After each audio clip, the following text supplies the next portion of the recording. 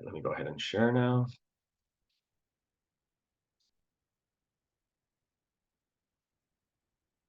Let me enable editing and we should be good now. Okay, so we left off here in regards to, we were talking about some of the challenges that bureaucracies face.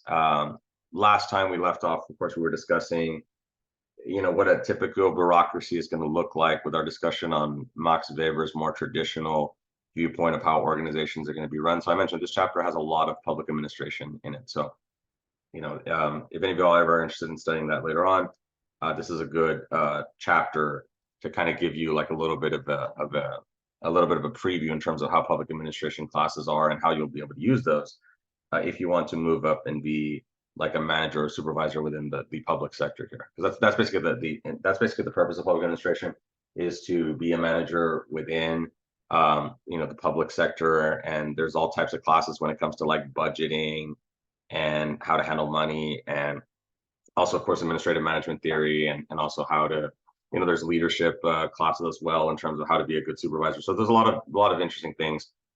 It's very professional based, it's very workforce based.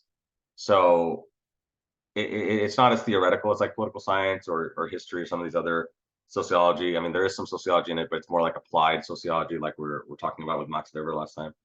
But anyway, so with that being said, that's where we left off last time. So let's talk about the sources of bureaucratic power. So we do have to look at the interest groups, which again, we haven't covered interest groups yet. That is one of the chapters that's going to be coming up soon.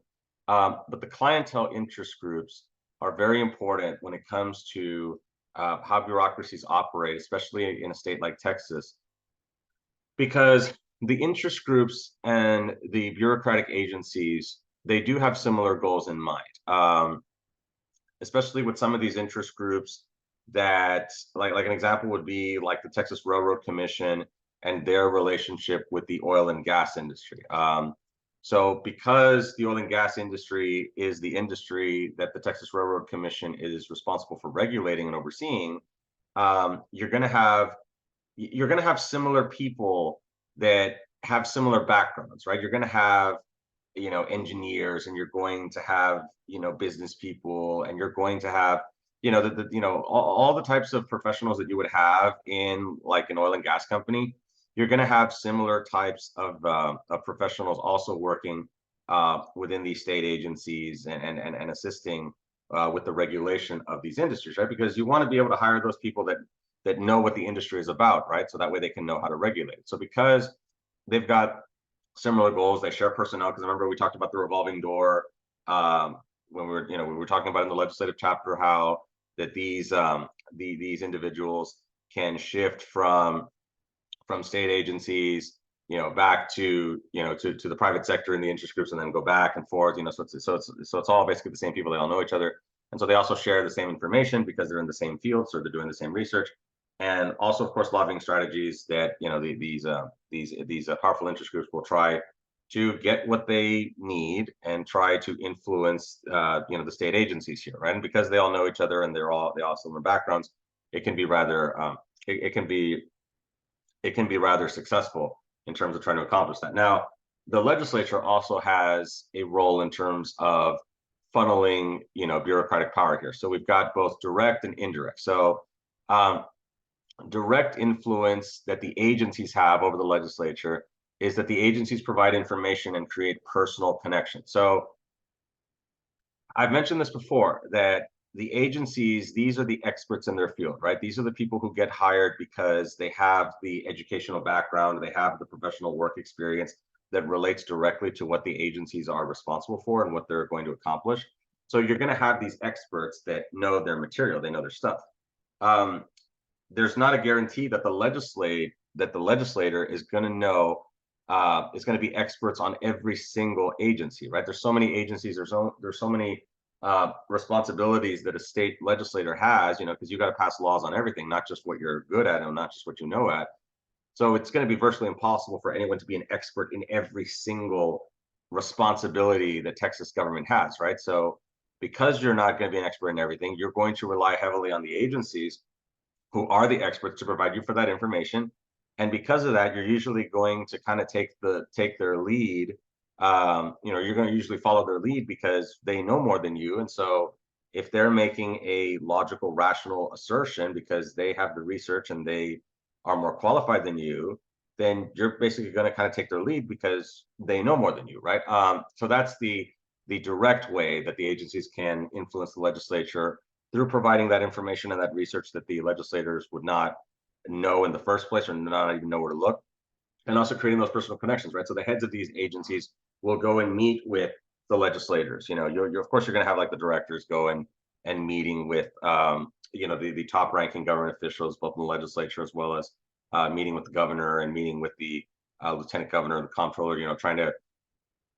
Trying to basically get as much money as they can. The agencies are going to try, to make their agency look good in front of these high-ranking Texas state officials, and so they also want to advocate for their cause, right? They want to advocate for their agencies to try to get more money, and in some cases, if let's say there's some issues with the agencies, try to get those issues resolved, and in some cases, if it's issues involving like the treatment of workers, and maybe try to advocate for better working conditions. Good directors and good supervisors will definitely advocate for their employees. So that's definitely something that can also be done here at the state level with the agencies meeting with the top ranking state officials. And then the indirect, of course, way is through the clientele groups, right? So we mentioned how, like we just talked about right now, that the clientele groups, they don't just have that influence with the agencies, but they also can use that influence with the legislators as well. And we'll talk more about that in the interest group chapter, how that interest groups can have a very strong impact on state government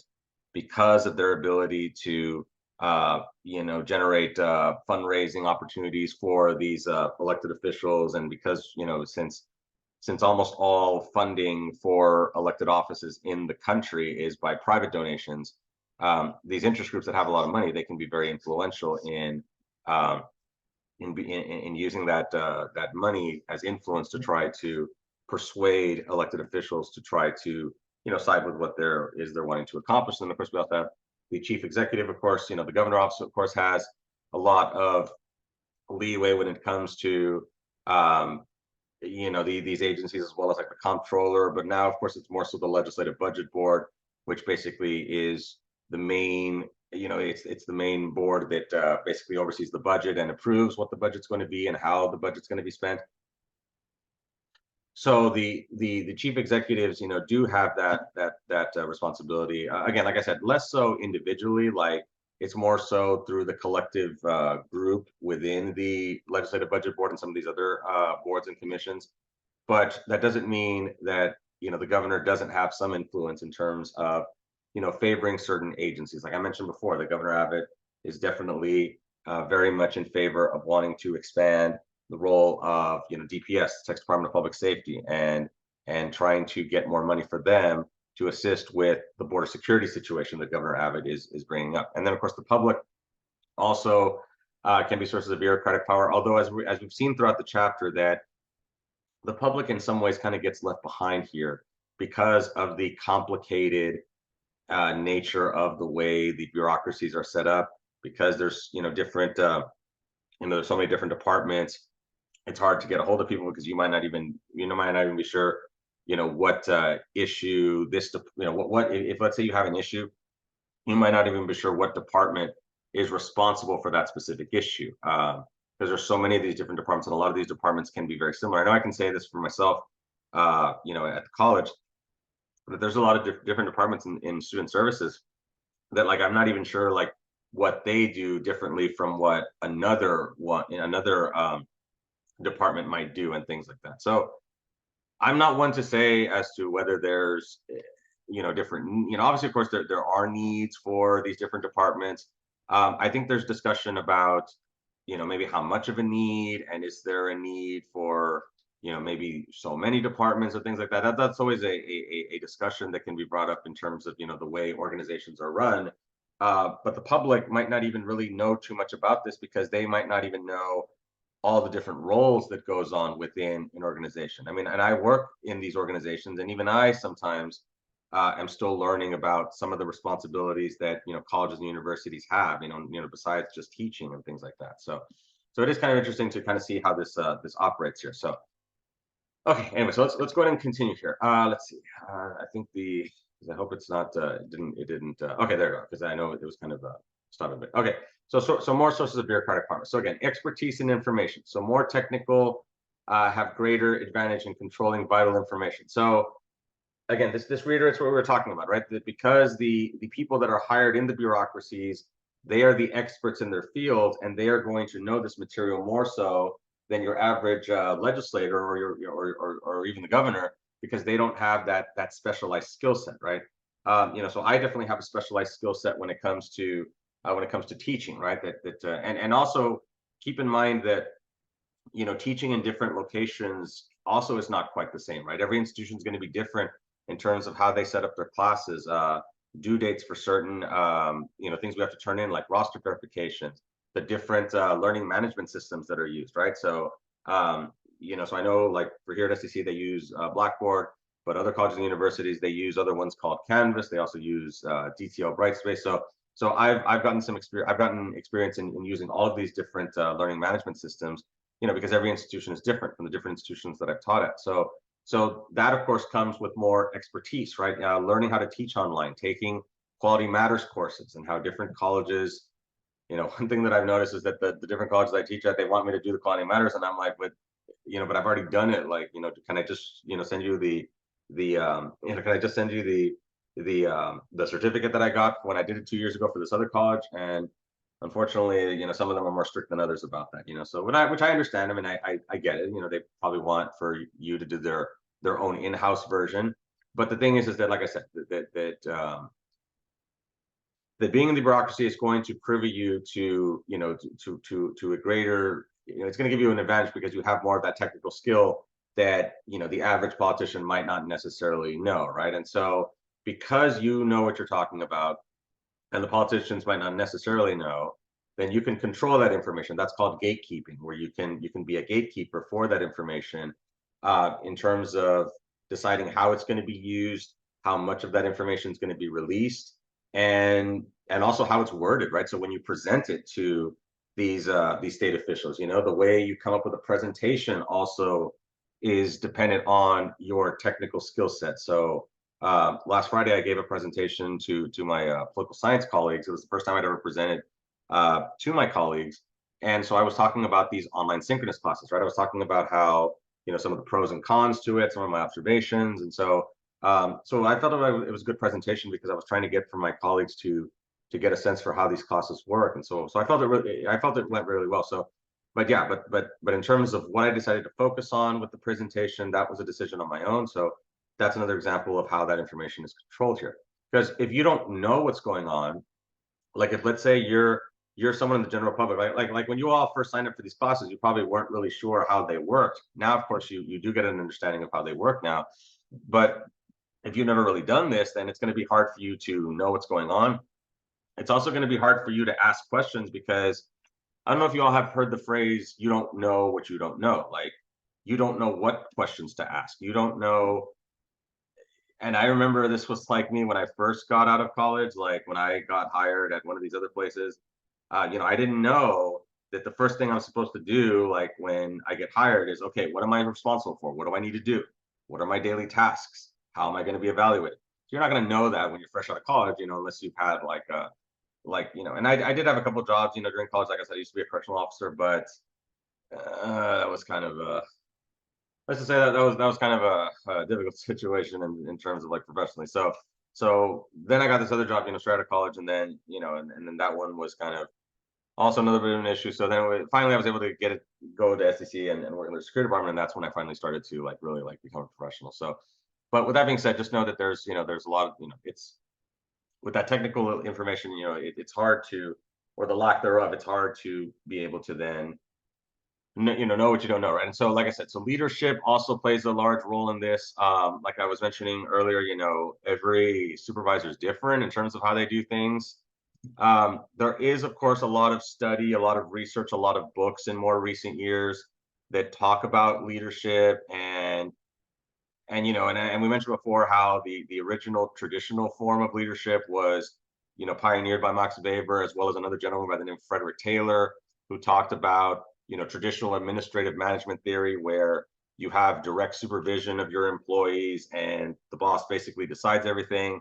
But nowadays we have more of this team building type of leadership where employees now, the accepted idea now is that you shouldn't just operate on a top down approach and just tell people what to do just because you're the boss, because that's going to create animosity, especially if, let's say, you're the boss and some of the employees might feel like you don't deserve it because, let's say you didn't get in based on the civil service system. Let's say you got in based because you know someone, right? Well, it's going to be hard to be able to manage employees if the employees don't even respect you and they don't respect your your right to be in that position. So what a lot of these these researchers are saying now is that you want to try to develop a team building type of environment where, yes, the boss obviously makes the final call and everything, but the employees are able to make suggestions. The employees are able to they're able to have their voices heard. The concerns of the employees are ultimately being taken into consideration, which is no different than what I try to do with you all. Ultimately it's my final call in terms of the way the class is set up and due dates or things like that. It's my decision at the end, but I definitely try to involve you all. I definitely try to ask you all, hey, like, what do you all think about, you know, do you feel like you need a little bit of time for the test, and things like that. So I did that with my students yesterday. And so some of them were requesting that I would push the test back a week. So, I mean, for me, that's no big deal because as long as we get everything done by the end of the semester, then we should be fine. That does mean that they're going to have to crunch up a little bit towards the end of the semester. But, if that's something that they're fine with, then I have no problems with, pushing a test back. Because if they feel that they'll do better, then I'm all for it, right? Because I want for my students to do better. I'm not such an egomaniac that I'm like, no, we gotta do it my way because I'm the professor. Like, no, no. I mean, if students have a good idea, I definitely want for them to feel comfortable to be able to express themselves so that we can consider it, right? And so, like I said, within the internal organization, a lot of these bureaucracies have moved towards a civil service system, which basically it involves the accepted practice that when someone is going to go through the hiring process, that we need to hire the best candidate. Now, what counts as the best candidate, with quotations, it's not because they are good friends with the supervisor. It's not like, they're golf buddies or something like that. They can become golf buddies later, but for now, the person who is going to get hired has to be the one that is based on merit, has to be the one that has the best credentials, the most, it has to be the best, maybe the most education, maybe the education that's also best fit for the position. The work experience also has to be what is most closely related, right? So all of those different factors go into whether someone is going to get hired or not. And that's why, as someone who has gone through, I would probably say maybe like at least 100 interviews in my life. I've gone through a bunch of interviews. And what you have to remember, for those of you all, I'll give you like some interviewing tips here, is that you have to keep in mind that you don't know who you're competing against. It's not like the jobs release the names of the applicants and the credentials. So you don't know who you're competing with. You don't know how many people you're competing with. You don't know who got selected from the list of the applications, and you don't know what their background is, right? So that's why for me, that drives me to want to go and get my doctorate, because no one can out-top me if I have a doctorate, right? There's no degree higher than that. Now, could I be competing against someone that has a doctorate, maybe from a more prestigious university and maybe has more work experience? Sure, I can't control that. But what I can control is I can control on working on my own credentials so that I'm in the best position possible, right? I don't want to be in a situation where, I apply for something and then I don't get it because the other person had a doctorate and that's why I didn't get it. So in a civil service system, the employees are hired based on merit, right? What they bring to the table. Also keep in mind that also organizations also look for what's called fit. So some employees might not necessarily be the best fit for an organization. This is something I had to learn. Like, it took me a while to accept this, especially when I kept getting rejected from places, and I was like, well, what gives? Like, I'm good enough. But sometimes, it might not necessarily be a good fit. Like, I know there was this one college where I went through the interview and they were going to hire me, but then they saw that I could only do online, so they didn't have enough classes for that, so they couldn't hire me for that reason. So that's completely understandable. Because I mean, it's a logistical issue. And then I did tell them, hey, I'm going to be working on my PhD, so that way they keep that in mind. Okay, like, yeah, let's keep an eye on this guy. If anything else comes up in the future, then we'll see how it goes. So okay, so with that being said, let's kind of move forward here a little bit. So bureaucratic involvement in the policymaking process, so the implementation of the laws. So this is an interesting aspect about lawmaking that a lot of people don't really understand, is that lawmaking is that we focus on the passing of the laws, right? Like we talked about before in the previous chapters, we focused on how a bill becomes a law and how it gets to the governor's desk and the governor can decide to sign it or veto it.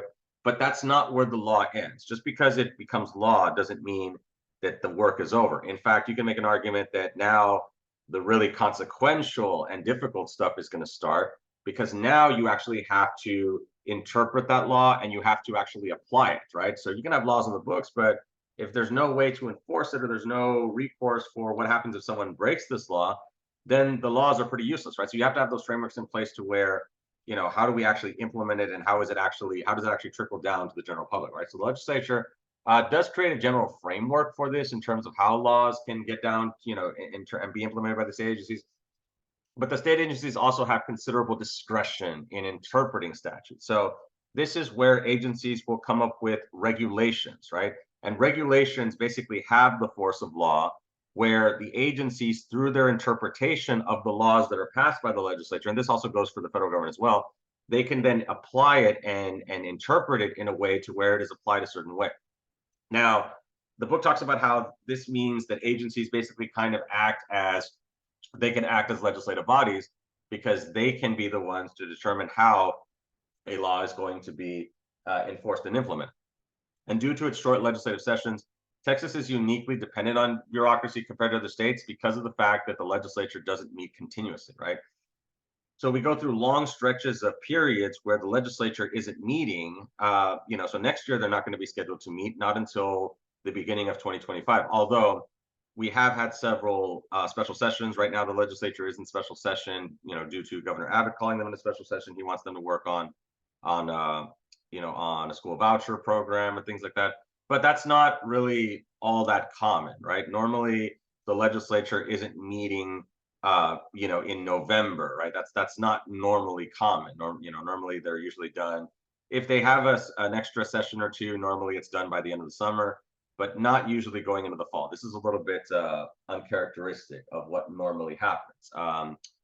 But anyway, with that being said, because the legislative sessions are extremely short, the agencies have a lot of leverage when it comes to them being the experts in this, and the state relying on the agencies, because the legislature is out of town, right? They're not in session.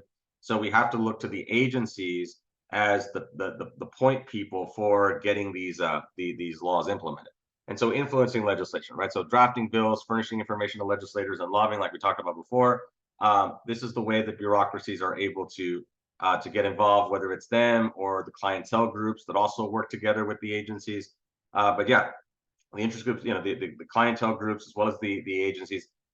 Like I said, because not all these legislators are experts in their field, they might be the ones to come up with the legislation themselves and provide the research information to the legislators. The legislators, the book talks about how that there are only two choices of getting information. If they're not really well versed in this, is either getting it from the agencies themselves or from the clientele group. So you're kind of, it's kind of like you're kind of limited in terms of your choices. Now, again, if you know your stuff, then you can probably do the research on your own. So if, let's say I was in the legislature and I was, in charge of, let's say I was on the education committee, and we were wanting to, get a legislation passed about what to do, about class sizes and maybe limiting the class sizes. I mean, I certainly have some experience in that, and so I would, that would definitely influence my ability to, in terms of my decision. And I would also know where to find that information because I have studied education, But for the average legislator who probably doesn't have too much of an educational background, they're definitely going to have to rely on the Texas Education Agency and maybe AFT, the American Federation of Teachers, to get that information. Now, that's not to say that I also wouldn't try to get information from some of these other sources just so that I'm more well-rounded. But at the end of the day, I also have to know that, you can't necessarily take some of this information at face value, especially from the interest groups. They have agendas, right? And there's nothing wrong with that. They have the right to have agendas. but you have to keep that in mind when you're reading through their information. Okay. What happens to the public interest? So remember we talked about how that the public kind of feels left behind when it comes to the way these agencies operate, because we're kind of in a little bit of a misnomer, kind of like a catch-22 here, right? Because the state agencies are funded through taxpayer dollars, right? So, me being a college instructor, my money, the money that I earn comes from taxpayer money, right? It comes from apportionment money, the state as well as local property taxes as well. So all of that combines, to create my salary, right? So with that being said, I should always be mindful of that. I should always be mindful, which I do try, I try my best to always be mindful of that. But I can also say that not everybody that works in the public sector keeps that in mind. Um, Not everyone is as civically mindful of, the responsibility that we have and the privilege that we have in terms of working for the public. Not everyone shares that viewpoint, and there's reasons for that. I'm not trying to make anyone. I'm not trying to throw anyone under the bus. I understand that sometimes we kind of get bogged down with the day-to-day operations, and sometimes we don't have time to stop and think. You know what? Like, you know, the public's the reason why. My students are the reason why I have this job that I enjoy so much. Which again, I try to be mindful of that all the time, but I also understand that sometimes things happen, and we're human. But with that being said, let's talk about this idea of goal displacement. So goal displacement is, the book talks about how the goal displacement is where you see this in organizations where, like, let's say the longer some of these administrators are within organizations, they sometimes lose focus on what their main responsibility is within the organization. And instead they kind of get bogged down with like internal goals. Like, let's say, colleges might be, trying, of course, they're trying to work on enrollment, but maybe it's not just enrollment they have to look at. They also might have to look at graduation rates. And yes, we're getting students enrolled, but are we graduating them? And that's not to say that colleges aren't concerned about that, but at the top of the list usually is enrollment, because enrollment is going to determine how much money is going to come into the college, right? Graduation rates, they do impact, but not as directly, at least in terms of that specific moment. That's more of a long-term goal. I don't know if this makes sense in terms of what I'm saying, that graduation rates is more of a long-term goal, and getting, student enrollment is a short-term goal in order to, for the institution to be more solvent. So that's kind of why it kind of gets more attention, right? So some people might say that that's kind of an example of goal displacement, where the ultimate goal should be to graduate students if we're not getting as many of them, to try to get them out into society, instead of just trying to get as many as possible, to provide more funding for the college, right? So then is it more so about the college, or is it more so about, the community, right? And again, and I don't have the answer, right? These are just some questions that people might have. But the rapid creation of new agencies also becomes an issue, where again, that is, the public might not be aware of all these agencies and what their responsibilities are, especially with new ones being formed constantly. The co-option of regulatory agencies by a clientele group. So remember that because of the revolving door, we have situations where the people who are being, who are supposed to be regulated by these state agencies are the same people that that are in the clientele groups, and they were just in the regulatory agencies, and they've gone back to the clientele groups, and then they go back to the regulatory, and it's just this revolving door back and forth of these same people.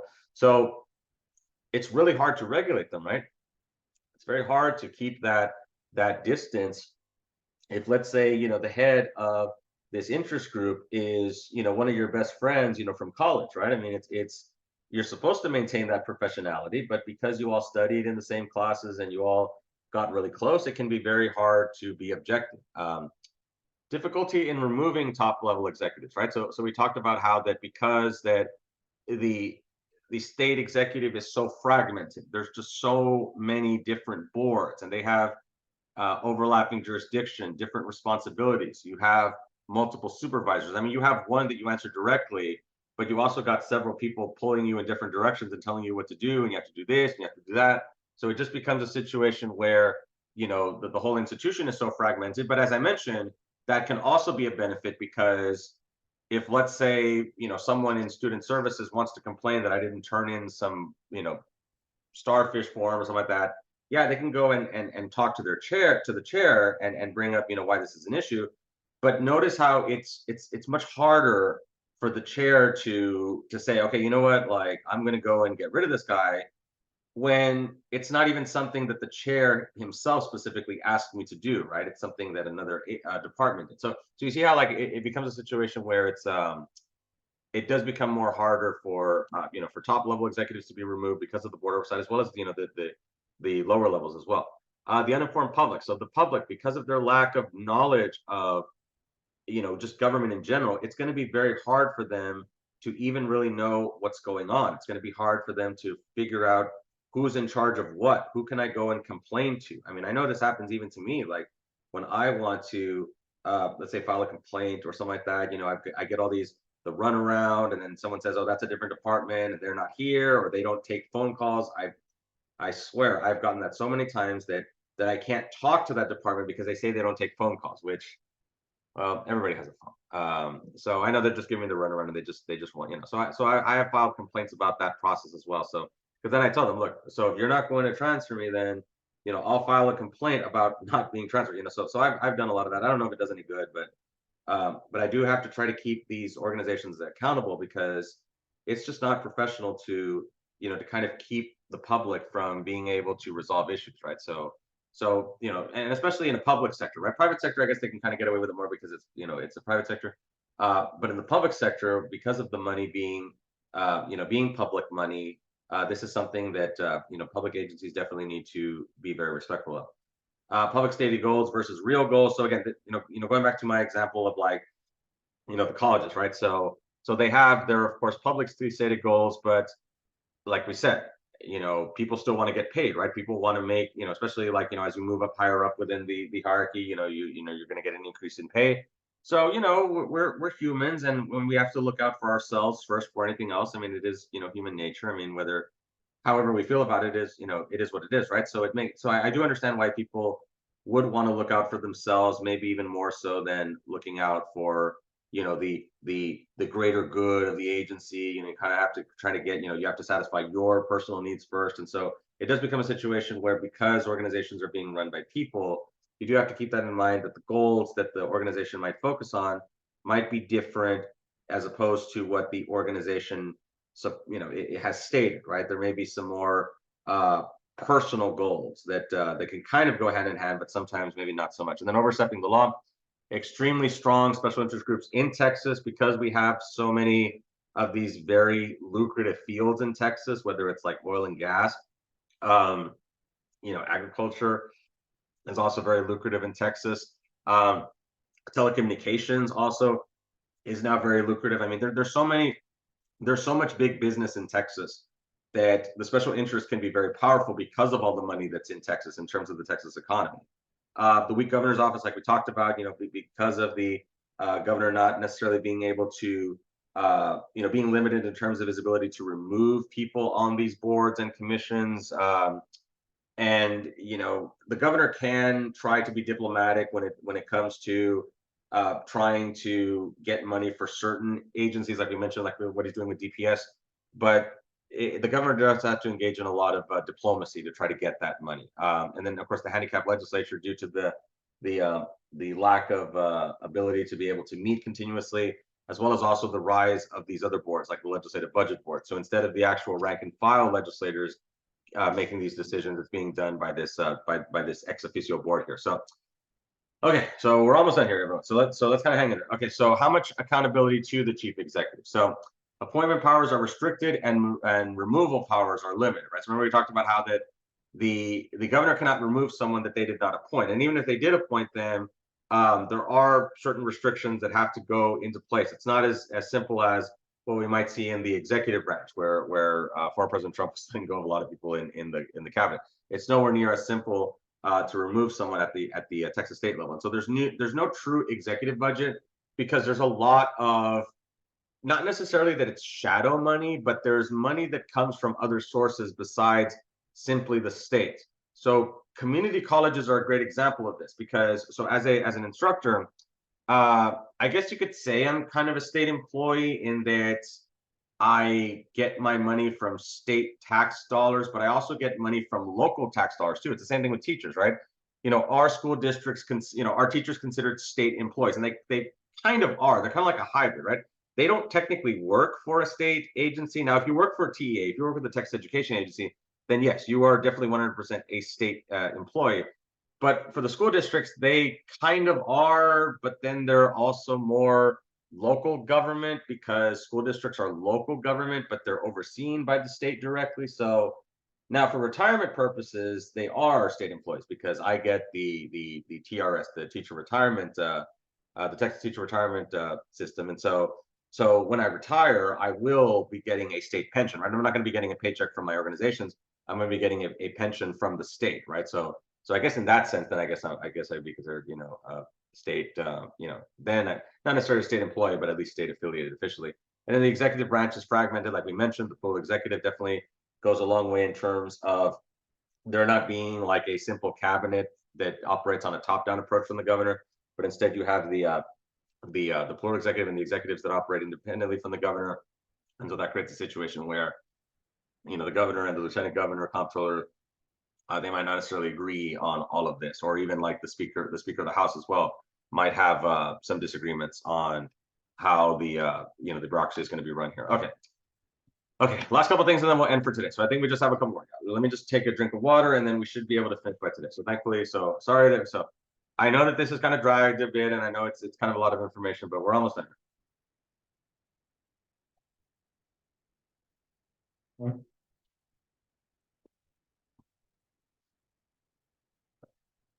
All right, so let's take a look at the accountability to the legislature. Now, one of the important responsibilities that we mentioned in the legislative chapter is this idea of oversight. And this is not just for the Texas legislature. Congress also has this power of oversight. Oversight is the ability for members of the legislature to go and like conduct inspections of state or federal agencies, depending on whether it's the state legislature or Congress, right? They can go and stop by and engage in surprise inspections of the agencies, right? So imagine, right? Let's say you've got the Texas Juvenile Justice Department over here, like over here in Edinburgh, right? And you've got, let's say, Representative Terry Canales, who represents Edinburgh. He stops by and he says, "Hey, you know what? I'm Representative Canales. I just want to stop by and see, and take a look at what's going on, and kind of."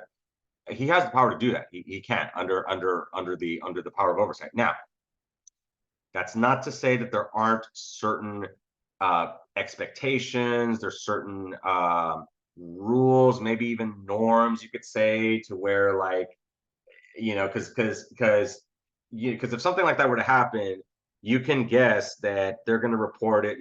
That whoever's like in charge there at the Evans, that they're going to go and report to their boss, and it's going to get to the executive director of the Texas Juvenile Justice Department, and then they're going to call like the governor. And so it does kind of move up the ranks, so to speak, right? So Representative Canales is probably going to get a call from Governor Abbott about that, right? So not to say that should dissuade him, but you also have to keep in mind that the legislators also have this tripartite relationship, especially when it comes to like the special interest, and how if let's say they're getting campaign contributions from some of these special interest groups, then they're not going to try to rock the boat too much. Or let's say they're of the same party, they're not going to want to try to piss off Governor Abbott so much, right? Because Governor Abbott might use his political power to try to get for someone else to run against this person in the primary, and then they might lose their seat. So if they want to hold on to that seat, then they might think twice about being so bold with that oversight power, right? Because the idea is normally that you usually try to check in and you try to let and it's very complicated in that, like, what I'm trying to say is that you don't necessarily have like legislators just showing up randomly, right? They usually try to let their the party leadership know, and try to see if they can kind of maybe have a discussion about when to go, things like that, which in some cases kind of defeats the purpose of a surprise inspection, right? Because if when they're coming, then of course they're going to fix everything up, and there's also of course high turnover. There's high turnover here. There's high turnover and the lack of supervision as well when it comes to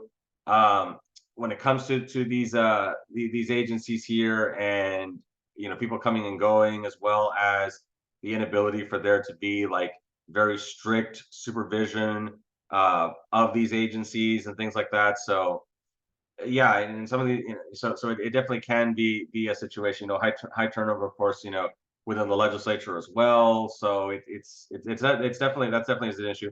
Substitution for direct oversight of specific detail about enforcement. Um, and so this is, like I said, there's other ways that the legislature is able to try to get the information that they need. Instead of just kind of like showing up randomly, maybe they can ask the agency to send them a report of the things that they're wanting. Like maybe, let's say, some of these state reps want to know the budget numbers for the agency. Okay, send me some reports about how this money that we allocated, let's say we allocated like $100 million for your agency. We need to know how that $100 million has been spent. So send us detailed reports on all that. And of course, we also have the Texas Sunset Act, which was a law that was passed in the 1970s, which was what allowed for there to be a sunset commission, which is comprised of 5 members of the House, 5 members of the Texas Senate, as well as 2 community members, to where they could reevaluate, most of the state agencies and then decide, do we really need these state agencies? Do we need to give them so much money? And so that's what sunset means, is the sun going to set on this agency? Do we need to continue it? Or after the time frame is over, then it's going to set, the agency is going to, it's going to set, like it's going to set in the sky, and so we're not going to have it anymore. That's what the Sunset Act is about, is to reevaluate the need to where do we even still need these agencies. And so again, how much accountability to the public?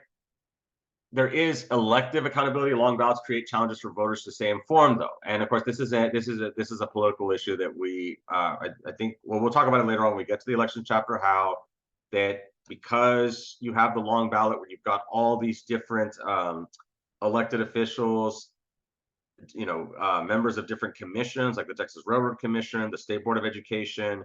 There's just so many of these elected positions in Texas, and then and that's just the state level, right? You're not also counting federal offices. Like next year, we're going to have a presidential election, local races such as your county judge. We're going to get into local government a little bit later, and that's going to be it's going to be the chapter after this next one. We're going to get into local government, and that's going to be a whole nother that's going to be a whole nother topic in terms of how local government operates, right? So because all of these federal, state, and local elections are happening at the same time on the same ballot, it makes it very difficult for voters to stay informed. I mean, I know we have the Texas constitutional amendment election that's still going on. We've got early voting, and I still haven't voted yet because I'm still doing a little bit of research on these amendments. So I'm probably going to go tomorrow because Friday is the last day of early voting. So I don't want to leave it until election day, because I don't like going on election day. I don't like leaving things to the last minute, even though sometimes it still happens. But for something important like that, I definitely want to vote early because I want to just get out of the way and make sure that my vote will be counted. Open records meetings. So also keep in mind that this is a very important provision, right? That when it comes to meetings, and you probably noticed this, right? You notice that if you if you're keeping tabs on a public agency or a public entity, you probably noticed that they have that their meetings are accessible, right? Whether they have video, have video recordings of the meetings, or they have like the minutes and the agenda, that all has to be posted because these are public entities and the public has a right to know about what's going on with these organizations, right? So we do have the 1987 Open Meetings Act, which allowed for, and then of course this allowed, and this is an example of a sunshine law. The 87 Open Meetings Act is an example of a sunshine law. A sunshine law is meant to, I know we've got sunset and now we've got sunshine, it's kind of confusing, but a sunshine law is meant to shine attention to these organizations by making the meetings, by giving public access to the meetings, whether it's to allow for the video recording or for people to go and show up to these meetings. So that's what the Open Meetings Act did, is it made it mandatory that public entities in Texas had to try to make those meetings accessible, tried to record them if possible, as well as also post agendas for the public to know, right? So the public needs to know what's going on. Like let's say, and I know for the colleges, they have their board meetings and they videotape them and they also post agendas and things like that. So that way the public knows what's going on here. The whistleblower protection also is really important. So the 1983 legislature passed an act affording job security to state employees who spot illegal or unethical conduct in their agencies and report it to appropriate officials. Okay, so you're all probably familiar with what a whistleblower is, right? This is where someone blows the whistle on some unethical conduct that's happening within their organization, or even worse, something illegal, or something, there's like embezzling of money, or even like criminal activity going on in an agency, and someone sees it, then they have an obligation to report that. And so they have that obligation to to report that, as well as to report that. And if they do report that, then they're protected, because the job is probably not going to like that they reported them, right? So just human nature, right? They might be subjected to retaliation. So with that being said, keep in mind that the employees might not feel comfortable working there. So this guarantees the ability for their job to be safe. And to encourage people to speak out, because if people are afraid for their jobs, then they're not going to want to speak out, right? So that's basically what whistleblower protection is. So perfect. It's time. 3 for okay. Let me go and stop the share here. Let me stop recording.